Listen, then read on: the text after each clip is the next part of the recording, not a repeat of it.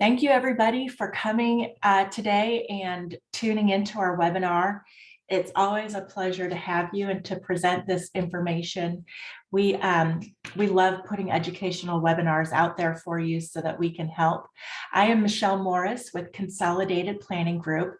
I'm going to go through a couple of housekeeping items before we get started. First of all, we are recording this webinar today, and the recording link and the slides will be sent to you either later today or very early tomorrow. We're also starting a podcast, so watch out for that. We might try to get this one over onto the podcast. Again, I'm Michelle Morris with Consolidated Planning Group. I forgot what I was going to say for a second, so we cannot hear you or see you because we are in webinar mode, but we do know you're out there. And if you have any questions or comments, you are welcome to put them in the chat box. I'll be monitoring that throughout the webinar as Miranda and Jann are going to take over. They're going to go through their slides, but I'll monitor the chat box. And if there's any questions or comments, I will let them know. So who are we? Why should you be listening to us? I'm at Consolidated Planning Group, and we are a holistic financial planning firm. We do everything that any normal financial advisor can do. However, we focus our efforts on families with special needs loved ones. We are here to educate and advocate for the special needs community. And the reason is because the founder of our company has 2 special needs children of her own. So she definitely lives it and breathes it every single day. And I'm proud to help serve her company and the community. When you're thinking about special needs planning, a few of the things that we do, protection plans, lifetime care estimates, for your loved one. Once you're gone, who's going to take care of them? We can help with transition planning, ABLE accounts, and understanding the differences between maybe an ABLE and a special needs trust and all the different benefits you're entitled to. And of course, as I mentioned, advocacy and helping families like yours through this maze of benefits and what you need to do and what you shouldn't be doing and all of that stuff. So today, like I said, we have Miranda and Jann with us. They are going to talk to us about recreational and leisure activities and some of the resources that are out there in the community for your children. Now, we're mostly focused on the Galveston area today. Is that right, Miranda? But I'm sure that things will come up that'll be helpful. So don't leave if you're, not in the Galveston area. We're still going to be able to help you. So if you are ready to take it away, Miranda. Sure. So hi, welcome to everybody. I'm Miranda Hernandez. I'm the Special Education Coordinator with Alvin ISD, and I oversee the high schools and also the transitions programming. And then I also have Ms. Jann Davies, if you want to introduce yourself. Sure. I'm Jann Davies, and I'm with Friendswood ISD, and I am the transition coordinator here. So we are so grateful to have you join us, and we look forward to sharing this information with you. All right. So when we were thinking about different ideas we wanted to present on, we had discussed wanting to talk about some of the rec and leisure activities that are available in the Brazoria and Galveston County, and also in Houston as well too. And so we kind of wanted to talk about some of the weekly activities that go on, but then we also are aware that in about another week, we will be on a 2-week break for Christmas. And so we've also identified some fun Christmas and holiday activities that you and your family may be interested in attending that are more sensory friendly to our students with special education needs. So one of the things we first wanted to look at today was, what do you look for in a rec and leisure activity with your child? Some of the questions that you may want to consider when you're looking for the activity is, what is your child interested in? What do they like? You wouldn't want to try an activity that your kiddo may not possibly be interested in. As someone with a daughter myself, I have tried outdoor sports and it was a disaster because my daughter is more for indoor sports. So really look at what that activity includes. Is it outside? Is it inside? Is it during a certain time of day? Do they do the same activities over and over again? A lot of our students really enjoy that ability to be able to do the same activity again and again. So that's something to consider when you're looking for an activity. Another thing to look at is, how can your child meaningfully participate in the activity? It is really important that our students are able to meaningfully participate. I do not want to see an activity where our kiddos are on the sidelines supporting their friends. I want to make sure that whatever activity, sport, fine arts, whatever thing we choose, our students are able to participate alongside their peers, and they will enjoy it as more too. And so some questions to ask the coaches and the teachers. These can be anything from where does the activity take place? Is it more during environments where it's hot or cold? Do we have issues where we may be outside and it's raining? That's one question to ask.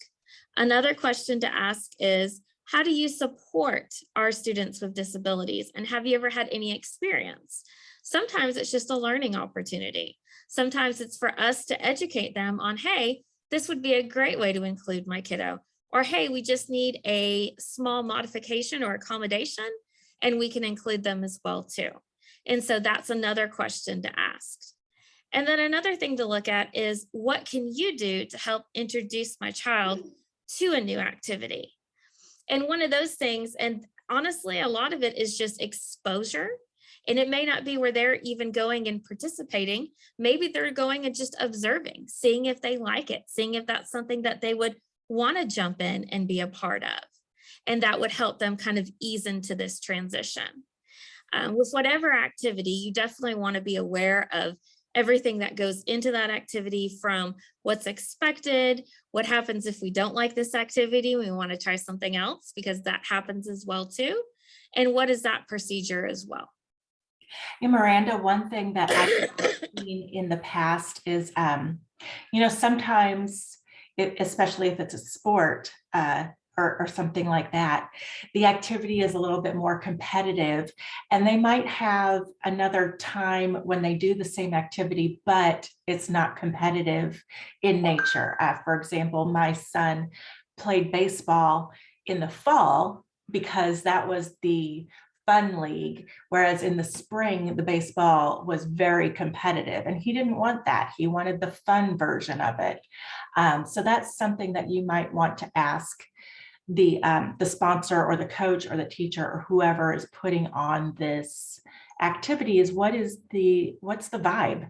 What feeling are we going to get from this activity? Jann, did you want to add anything to that on your experience? No, I totally agree. I think that that's great advice. There is, when you think about just exposing your students to different, or your children to different activities, looking at really what their interests are, and then taking the time to visit with the organization that you're looking to have them participate in, just to see what they have to offer and ask those questions. So thank you. Awesome. So we kind of divided up the areas that we're looking at today into 4 areas.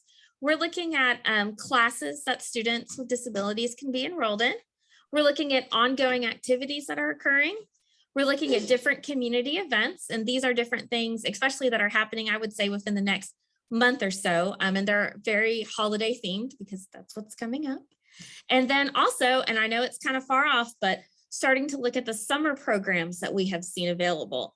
A lot of these summer programs, the applications to apply start in February and March and fill up very quickly. And so that's why we wanted to discuss the summer programs as well. So the first thing we're going to look at is the different classes.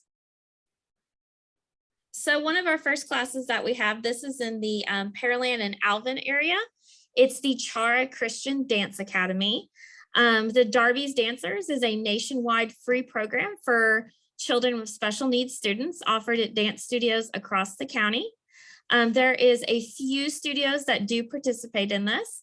The one that's in Alvin, I have heard great feedback from parents about the different opportunities, and I've seen pictures and videos from the recitals, and you really see the kiddos meaningfully participating and honestly having a good time. And so I feel like this is a great program.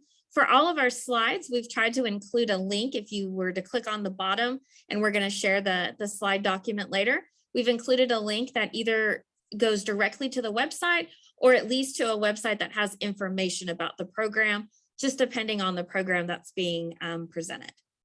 And Chara is in the Friendswood area, so it's they're on 528. It's really easy to get to, and you just contact them and ask about their program.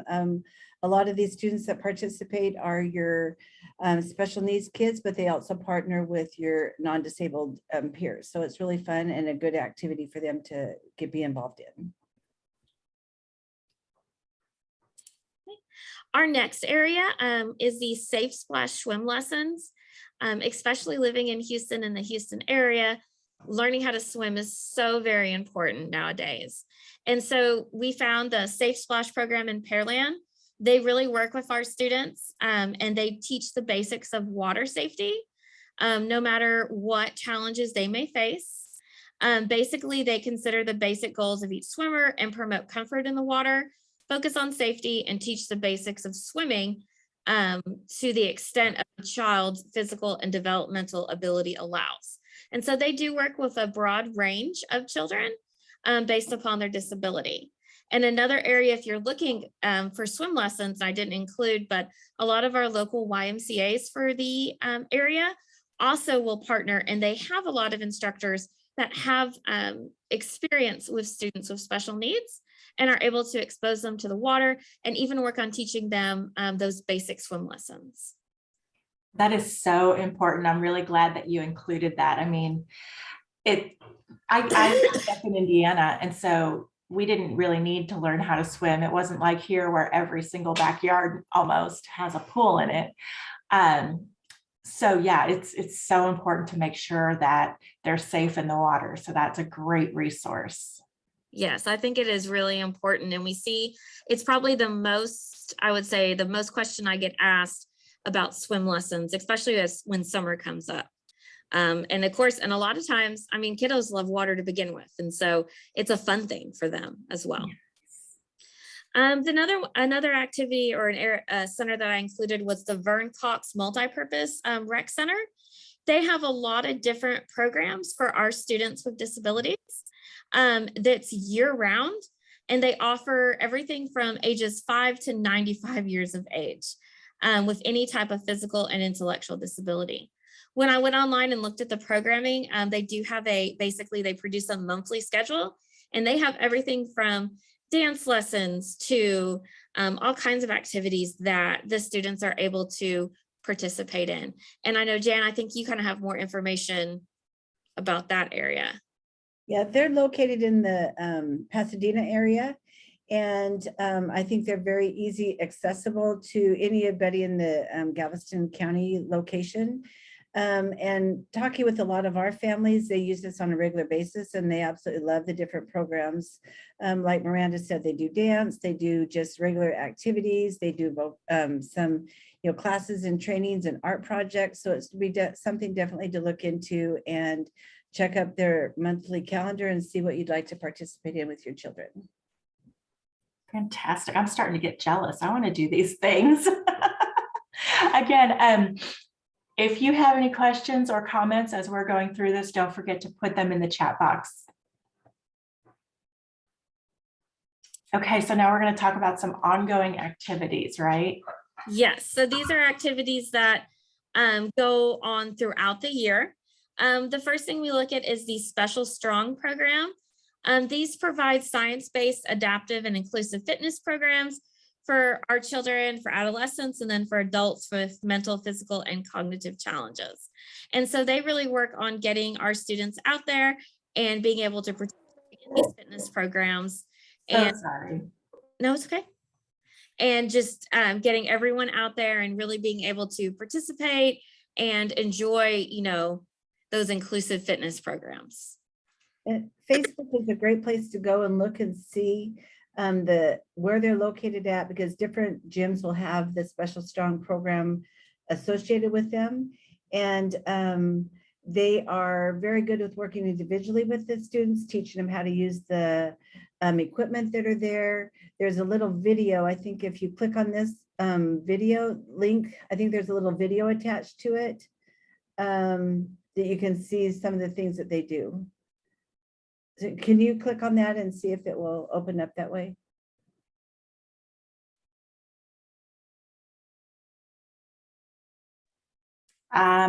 Can you see what's happening here on my screen?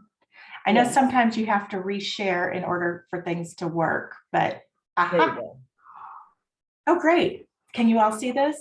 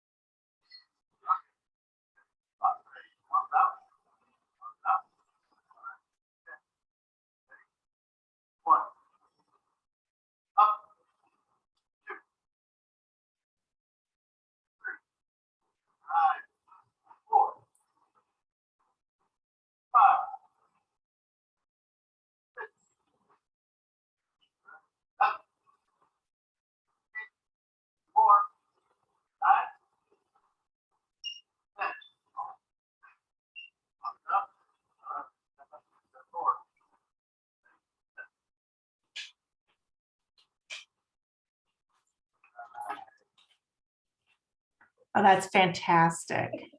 That video just does my heart good. He's one of my friends, and just watching, you can see the joy on his face as he's participating. And for any of you that have children that don't necessarily get involved in the physical part of activities, it might be something to check into, because they will work, one-on-one with your students or your child, and just meet them where they're at, which I just love. So I think that's a great program, Special Strong.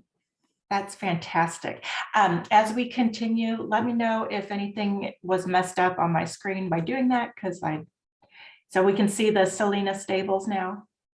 Okay.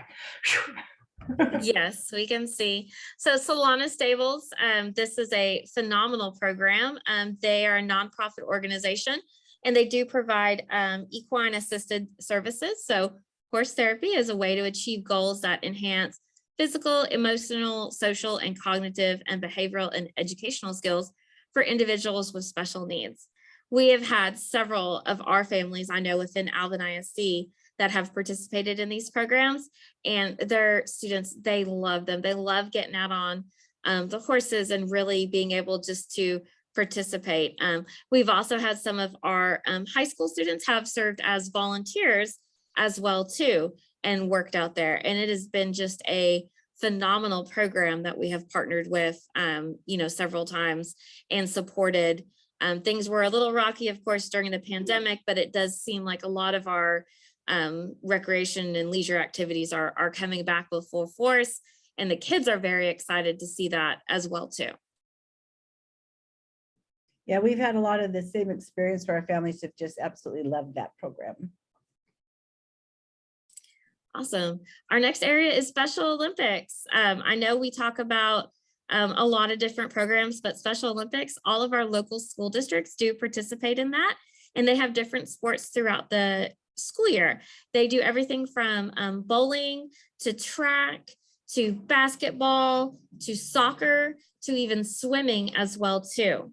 There is usually a person designated within your school district that is the Special Olympics basically person or lead coach that can provide you with the information about how to get your student involved in this. And our kiddos, I've been to a lot of the different events, and it's so exciting to see. And a lot of times they're with their friends as well too, and they really have a great time interacting socially, as well as doing a recreation and fitness activity at the same time.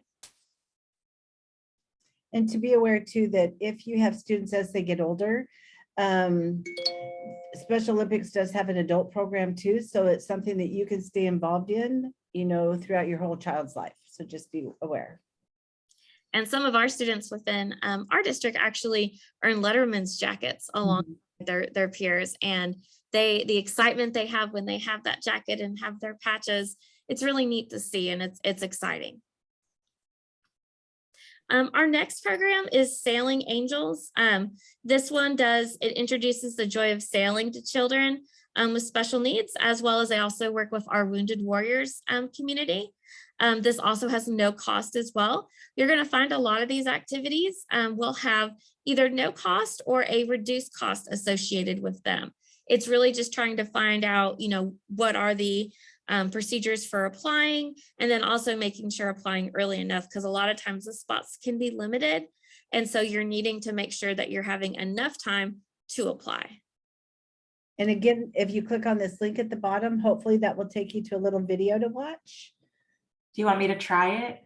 Want to try? Let's You're see. lucky the first time. Let's cross our fingers. I know. It looks like it might work. Yay. Oh, how sweet. This is the best day ever.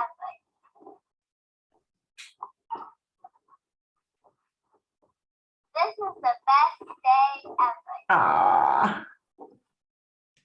So the students or the children get a lot of exposure to just being on a ship, to being able to, pilot, is it called pilot? Steer the boat.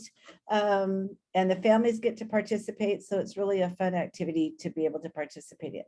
Again, it's you need to contact them and find out available dates that they are taking students out on the water, and just, check into that for you.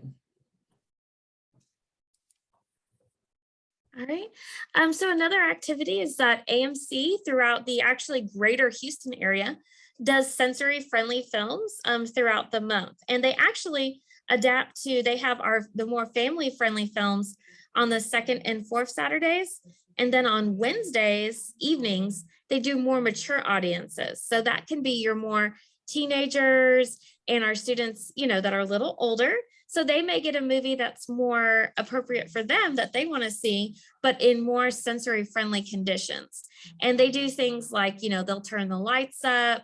The students have the ability to be able to get up, and, they can speak to one another, things like that. So it's just more sensory friendly for our students. And I just love how they break it up to where we're also addressing our teenagers, because sometimes I feel we don't have enough that are more targeted towards them as opposed to our younger students. So they get the opportunity to see the movies that they want to see in a sensory friendly environment. That's fantastic. Movies are so loud these days. Even for me and my husband, when we go to a movie, we walk out with headaches. So I'm glad that they have this opportunity, and that, like you said, they do take into consideration different age groups. Another area that we have is our Challenger baseball program.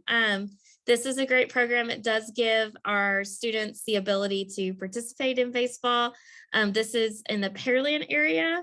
And once again, we've had a lot of students who have participated in this program, and they have really enjoyed it, playing baseball alongside their friends. And, it's the highlight of their weekend, is being able to play in a game. And, you hear about it and it just sounds so exciting.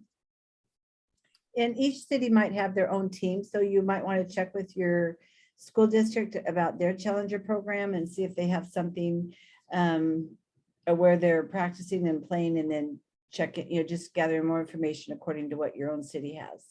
Yeah, I know they have this. I live in Sienna Plantation in Missouri City, and I know they have a Challenger division in our baseball stuff too.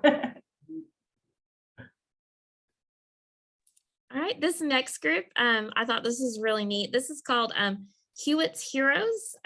So this is more focusing for our older students. They're hardworking groups of adults. They have to be over the age of 18, and they get to work each month on performing community service at the fire station.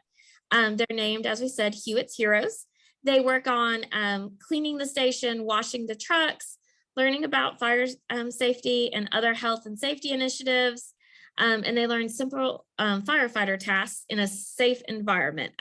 They do not, respond to any EMT calls or go into training fires or drive any vehicles, but they're also able to be a part of the fire station and be, meaningfully participate in all the skills that they also learn as well too, in a safe environment, which is the most important thing.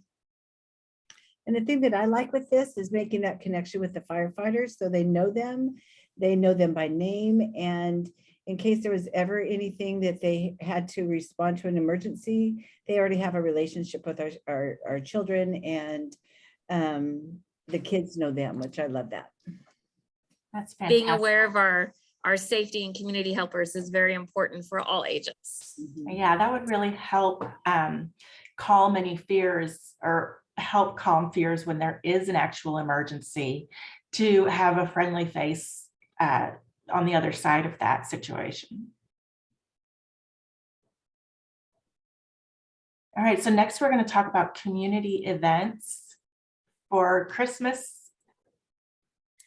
So these next events are things going on, as I said, within the greater Houston area. The first is there is a winter formal. It's a holiday celebration for our students with special needs. It is ages 15 and up. They're going to be doing dinner and dancing, and we do have dressy attire. This is actually located at the Kemah Gardens in Kemah. And then you see the RSVP down here. It is a free event, but once again, we talked about the only 120 spaces available, and being able to sign up in time for that, because they usually have max capacity. Do you happen to know if there's still openings? I am not sure at this time. When I had placed it in, that there was, but it's something to definitely check into if you have that older child. And that's on December 19th. So the time is coming up, and it does allow you some time to check in on that too. And it's from 4 to 7 at night. Okay. The next event, we all know Zoo Lights goes on during the month of December at the Houston Zoo. It looks like this, unfortunately, it already passed, but they did have a sensory friendly night where you do, they basically, it's a smaller crowd, quieter music, and limited flashing lights. And even though this one has already passed, a lot of our activities that, are very popular offer sensory friendly nights. It's not as well publicized, but it is something, if you do have any questions about it, I would recommend calling the organization, because a lot of times they do have either a sensory friendly night or possible accommodations that can be put in place to help our students be able to experience this alongside their families as well. The next is a special needs Sunday night at Green Mountain Energy Ice. This is in the Houston area. And so this is for our students to be able to get out there and ice skate alongside their families. These are for our students with physical and developmental challenges. Non-motorized wheelchairs do require a responsible adult to accompany them. And the ice rink is actually going to close to the public. So this is just for our kiddos to be able to participate in the ice skating event. This is Sunday, January 15th. Hopefully it'll be a lot colder than it is now, because this is like ice skating weather.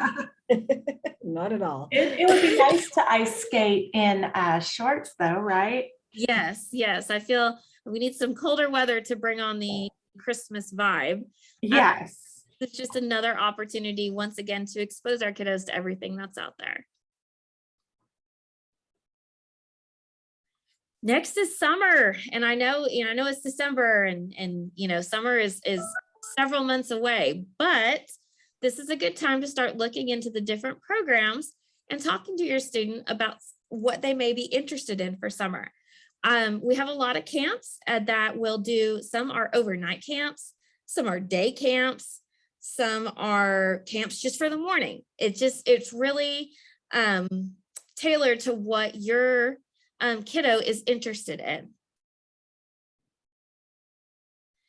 Some of the camps that we've identified, Camp for All, it is basically a one-stop shop for any summer camps based upon a child's disability. And so when you click on that, they identify over 50 summer camps, and basically what are the requirements, what disabilities are they geared for, and they provide some really good feedback about what that summer camp looks like. Easter Seals, and I know this is in the Houston area, they have 3 different camps for different age levels and abilities, and I've also included the website for that. And I've had some of my students' personal experience. They love it. They look forward to it every year. But as I said, it's very important to make sure that you are getting in touch now and seeing what the requirements are. And some of the Easter Seals camps are overnight, and some are just day camps. It just depends on the programming, and then of course also the age as well too. I'm sure all of these fill up very quickly. They do. They fill up very quickly. The next 2 camps are the Texas Lions Camp and the Elks Camp. They have lost my train of thought. They have great reputations. I've heard a lot of really great things. They both have overnight opportunities, and so they give our students basically that experience of overnight camp, but with more supports in place. A lot of times our students are assigned a buddy, will be with them the entire camp experience, so they're able to experience everything that any other student would be able to experience. Texas Lions, again, we have the website. They do fill up quickly, I do know that. And then the Elks Camp as well too. A lot of these are no fee, but like they said, it's first come, first serve. So it's really important to start looking into these summer camps now, so that if you have a child who's interested, you don't have to, you're able to apply in time. That's all of the camps and resources that you guys have for us. So thank you so much, Jann and Miranda. Let me add a couple things first. Yes. So also your Texas Workforce Commission office will be adding in, or they do host like a STEM camp that you can, you'll be able to hear about coming up in the next couple months for any students that are interested in like the math, the science, and they gear it towards our children to be able to learn those skills in those areas. And then they will also be doing, it's not necessarily a camp, but be aware for any of the students that are 16 and older to participate in Summer Earn and Learn, which is a 5-week program, which is really good too. And they actually will earn money up to they earn $10 an hour for working 20 hours a week. So there is activities that you can plan on for your older students. And again, I would check with your school district. And if you have a child who will be 16, I think it's by the beginning of June, be sure and look into that. More information will be coming on that in like the end of March, beginning of April. That's fantastic. Thank you so much. As soon as you started talking about Texas Workforce, I thought, oh yeah, the Summer Earn and Learn. We need to make sure we mention that. And you did. So thank you so much. When you get this. Oh, and really, these are just like a little handful of camps that are around here. A lot of school districts will have a Facebook group or a parent group, a parent PTO group that you can reach out to them for, talking about, okay, what do you do with your child during the summer? What else is out there? And, there's so much there that Miranda and I are kind of learning about, okay, what's available and what's, that I know that we just kind of tapped on, or, just tapped on the very beginning of what you can get involved with your children. So, just explore, ask questions, talk to your families in your district, because there's a lot out there to help and help entertain your children and to learn different activities. And I'm sure that even as the year continues, more will come up. Some probably haven't even been announced yet. So thank you for that.